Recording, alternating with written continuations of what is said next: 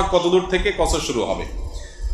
সফরের যে সুবিধা এর মধ্যে থেকে একটা হলো ফরজ নামাজ 4 রাকাতগুলো 2 রাকাত হয়ে যাবে ফরজগুলো। তো এই কসরের সুবিধা একজন মুসাফির কখন পাবেন? আমরা এখন এখানে বসে কথা বলছি, আপনার বাসা নিউ পল্টন, আজিমপুরে বা এলিফ্যান্ট রোডে বা আশেপাশে।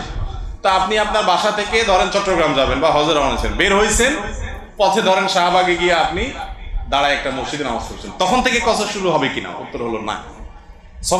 কসর শুরু হবে কখন?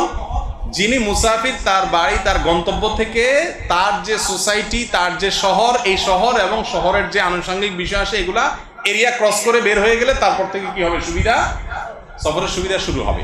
ধরেন আমরা জেলা শহর দিয়ে যদি বুঝি, আপনি ধরেন একটা জেলার বাসিন্দা, ফর এক্সাম্পল আপনি লক্ষ্মীপুর শহরে বসবাস করেন অথবা গ্রামে বসবাস করেন।